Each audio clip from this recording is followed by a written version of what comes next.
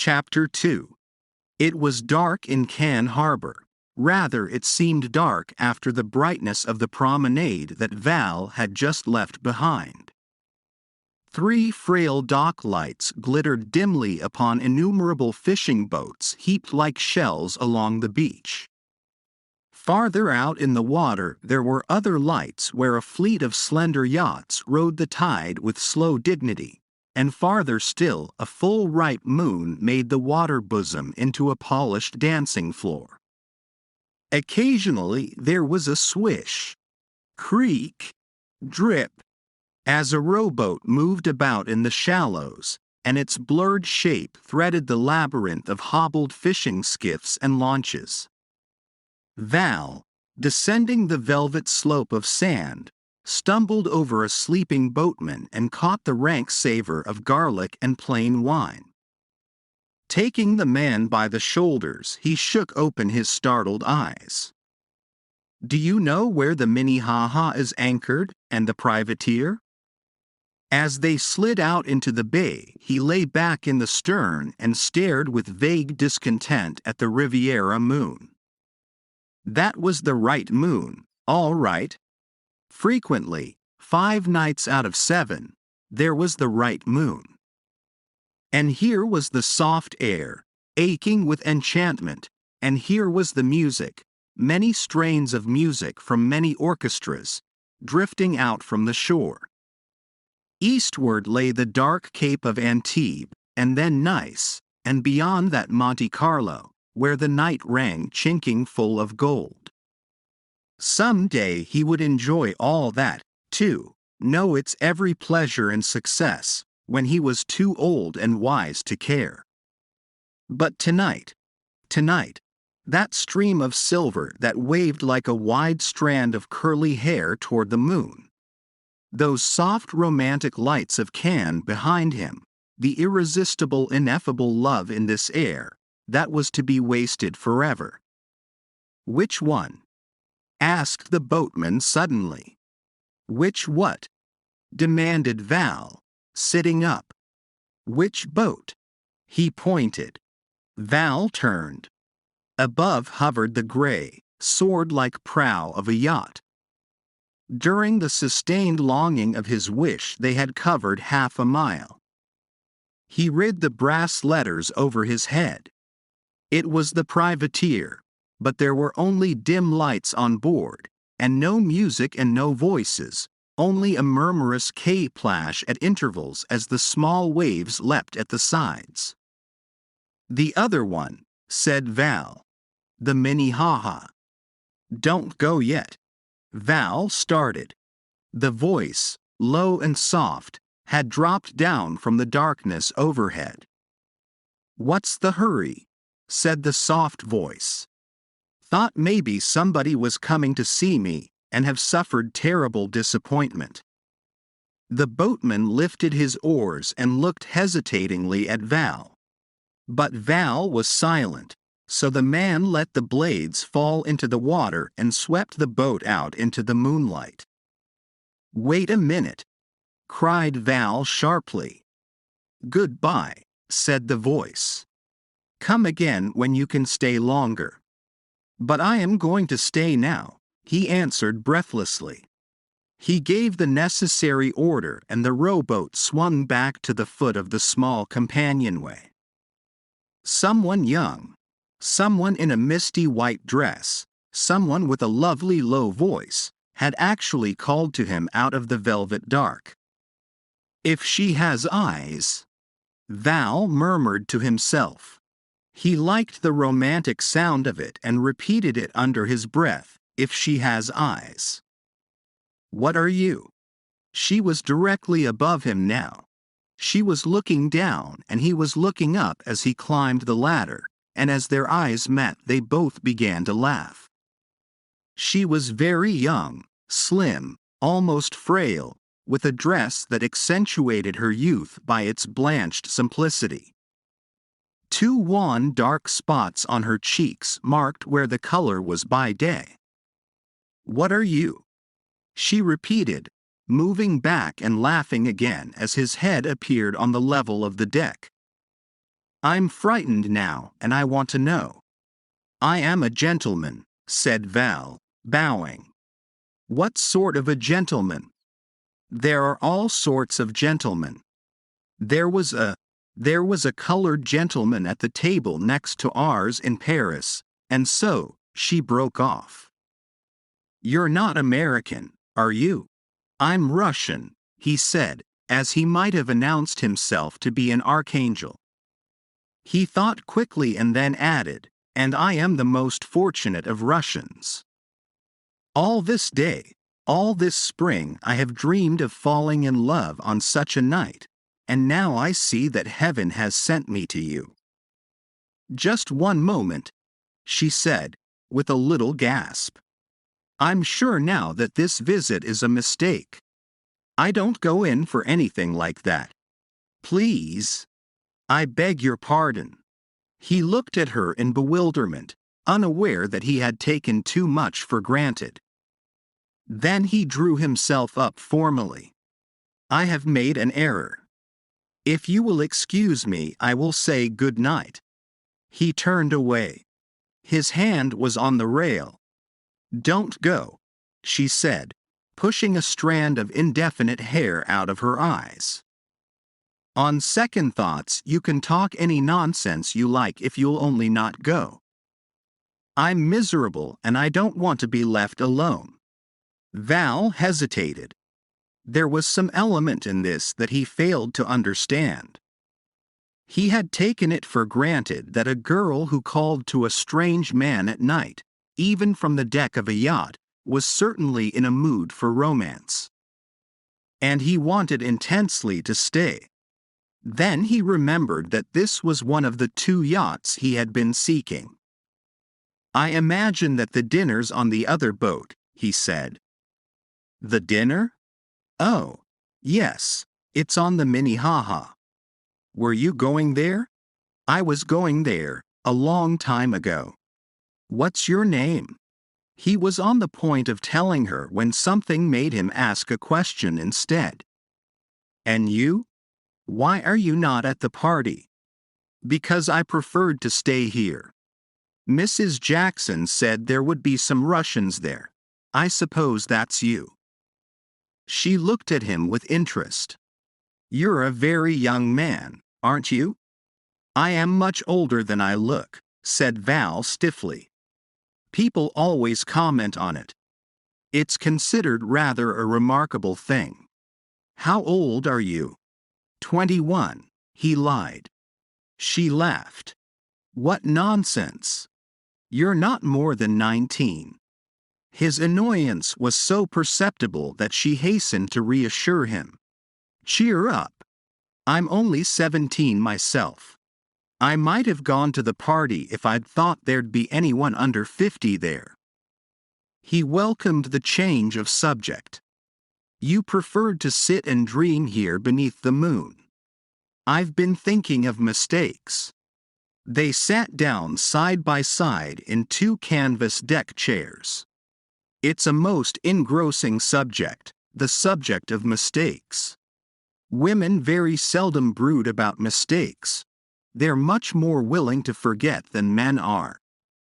But when they do brood, you have made a mistake, inquired Val.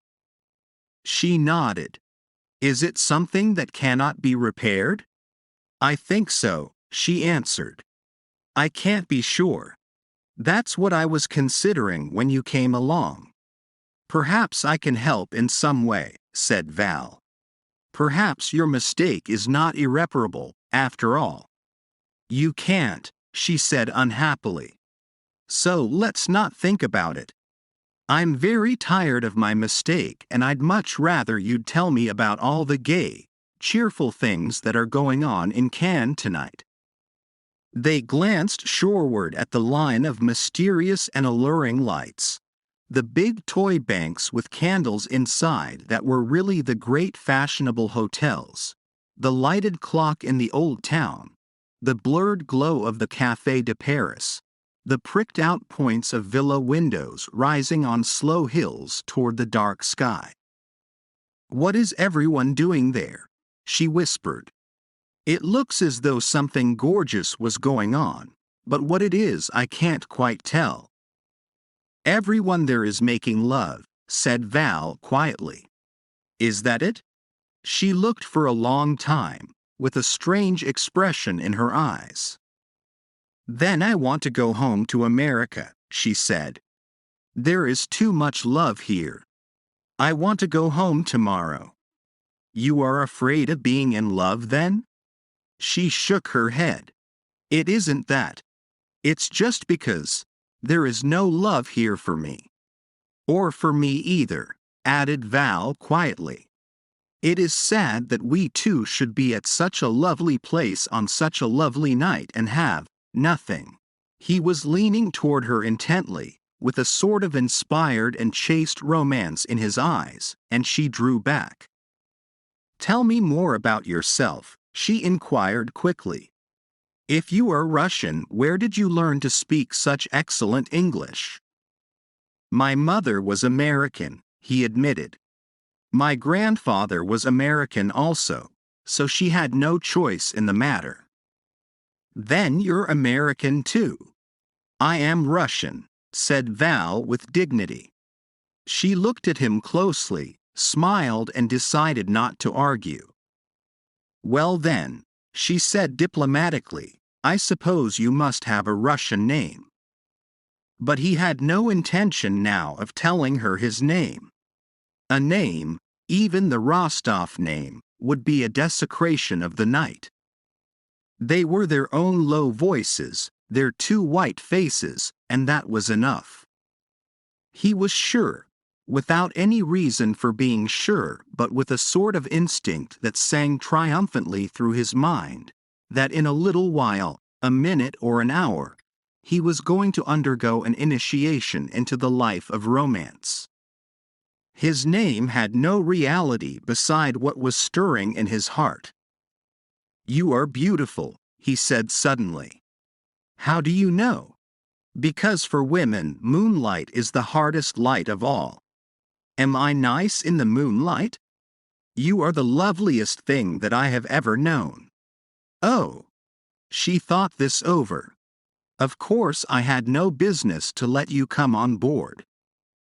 I might have known what we'd talk about, in this moon. But I can't sit here and look at the shore, forever. I'm too young for that. Don't you think I'm too young for that?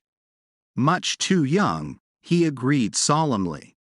Suddenly they both became aware of new music that was close at hand, music that seemed to come out of the water not 100 yards away. Listen, she cried. It's from the Minnehaha. They've finished dinner. For a moment they listened in silence. Thank you, said Val suddenly. For what? He hardly knew he had spoken. He was thanking the deep low horns for singing in the breeze, the sea for its warm murmurous complaint against the bow, the milk of the stars for washing over them until he felt buoyed up in a substance more taut than air. So lovely, she whispered. What are we going to do about it? Do we have to do something about it?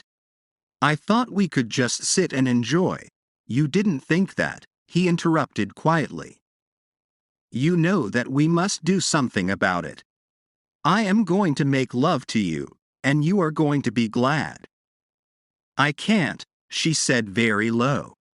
She wanted to laugh now, to make some light cool remark that would bring the situation back into the safe waters of a casual flirtation. But it was too late now.